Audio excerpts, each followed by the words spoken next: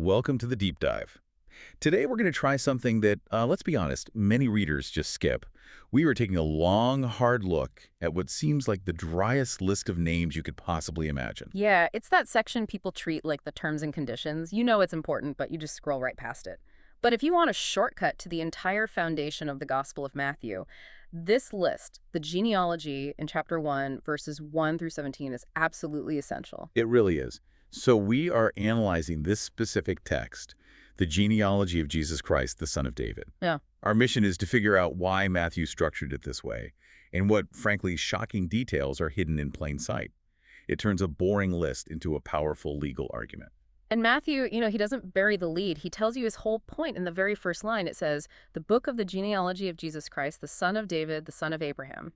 Right there. That's not just a record. That's a thesis statement. Okay, so son of David, son of Abraham. He's immediately grounding Jesus in the two most important promises in the entire history of Israel. Precisely. Abraham is the covenant, the original promise of a great nation. And David is the royal covenant, the guarantee that the Messiah, the true king, would come from his line and rule forever. If you miss that first line, the rest is just, noise, Matthew is saying. This person fulfills every legal and prophetic box you need checked. All right, let's unpack this first section then. It starts pretty logically. Abraham, Isaac, Jacob, Judah, and his brothers. This basically confirms the baseline requirement, right? The Messiah has to come from Abraham, and specifically from the tribe of Judah. And this path leads us straight to King David. And look how fast he moves. He's just blazing through centuries of history to get that foundation locked in. Abraham is the starting point. The line is patriarchal, which is what you'd expect. But David is the peak of this first act. The text even says, Jesse, the father of David the king. That title is the benchmark. The covenant and the royalty are now secure. Okay, but this is where it gets really interesting, and where Matthew kind of breaks the rules. Jewish genealogies, they just focus on the men. That's how you establish legal rights. But in this first section alone, Matthew includes two women. And they're, well, not exactly straightforward figures. It says Judah was the father of Perez and Zerah by Tamar. Right, and that is a deliberate, almost provocative historical choice. He's shining a spotlight on a deeply unconventional, even scandalous event. Tamar's story from Genesis involves her deceiving her own father-in-law, Judah, to get justice and preserve the family line. It's a story where the patriarch fails, and this outsider, Tamar, is the one who ensures the promise continues. Hold on, if Matthew's whole point is to build this perfect bulletproof legal case for Jesus' kingship, why would he bring up the messy details? Wouldn't you want the cleanest record possible? And that is the central question. It reveals his whole theological point. If this was just a legal document, he would have skipped the women, or, maybe he'd include someone like Sarah or Rebecca, the great matriarchs. But he doesn't. He gives us Tamar, and then a few lines later we read that Salmon was the father of Boaz by Rahab. Rahab.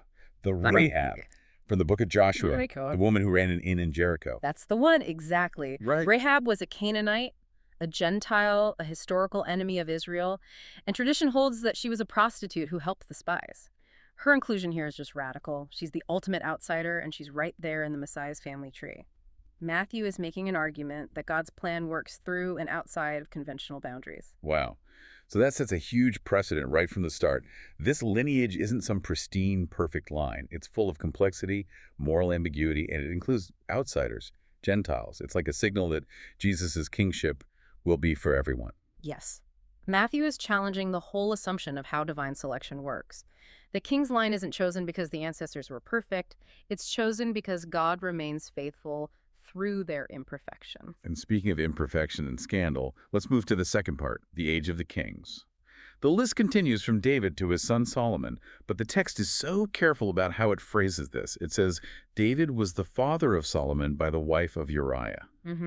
This is the fourth woman, and that reference is a permanent scar. It points directly to David's greatest sin, the adultery with Bathsheba and the murder of her husband Uriah. And notice the phrasing. He doesn't even give her the dignity of her own name. He names her by the scandal. It forces the reader to confront that the great King David had this terrible ethical failure at the heart of his story. That's a stunning editorial choice. Just calling her the wife of Uriah instead of Bathsheba. It keeps the focus on the failure woven into the royal line itself. So, from Solomon, we get this long list of kings: Rehoboam, Abijah, Joram, Uzziah, Hezekiah, Manasseh, all the way to Josiah. This covers the whole monarchy from its height to its pretty spectacular collapse. And this period is critical. The list of names feels repetitive, but these kings represent a cycle. You get a few good ones like Hezekiah or Josiah, but they're surrounded by profound wickedness like Manasseh. The list is charting the course of the kingdom from its peak right down into its total failure. So the story here is how the royal promise was nearly destroyed by human sin. Precisely. And Matthew guides you right to the historical event that proves it. The list goes from Josiah to Jeconiah and his brothers, and then he adds this little note, at the time of the deportation to Babylon. That phrase isn't just a date, it is the absolute pivot point of his entire genealogy. For anyone listening who might not feel the weight of that phrase, what exactly did the deportation to Babylon mean? It meant the end of the world as they knew it. The end of the monarchy, the loss of the throne, the destruction of the temple, and the exile from the promised land. It was a total political and theological catastrophe.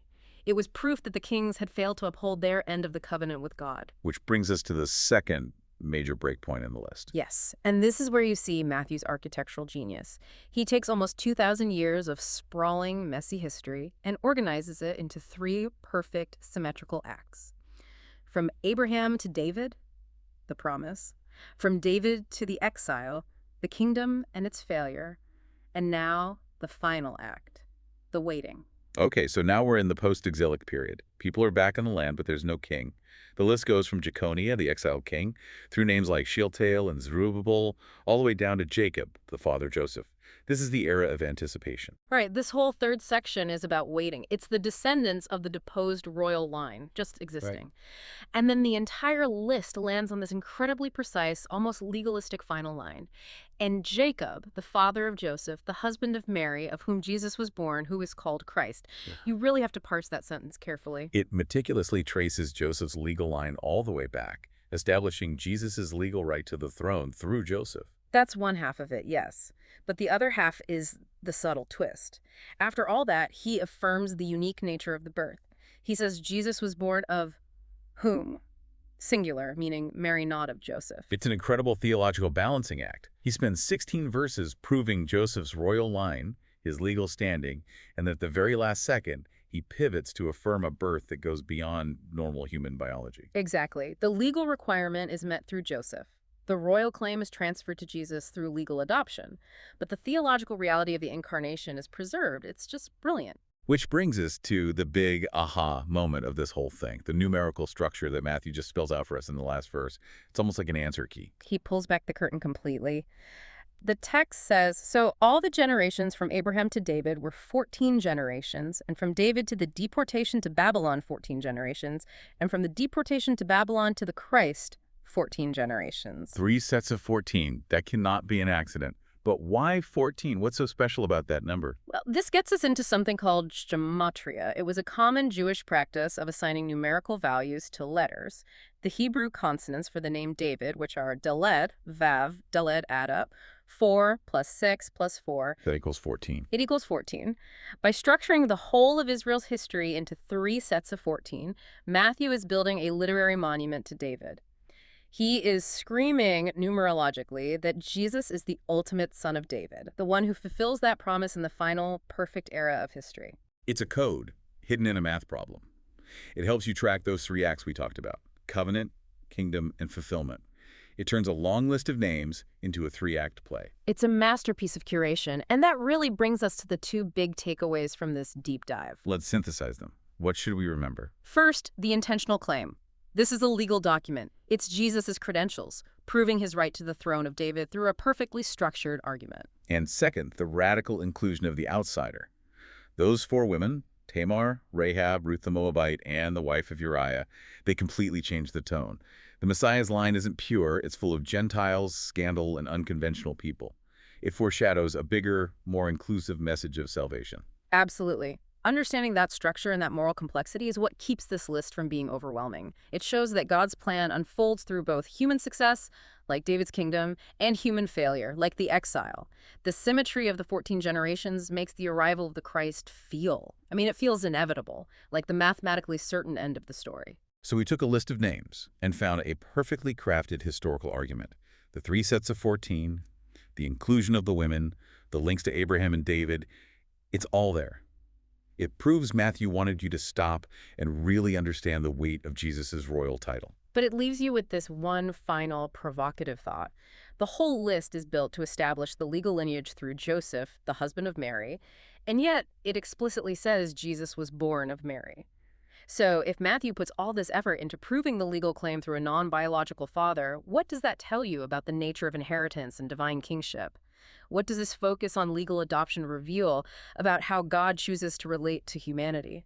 A fascinating thread to pull on. Thank you for joining us on this deep dive. We hope you'll keep reflecting on this amazing historical and structural context.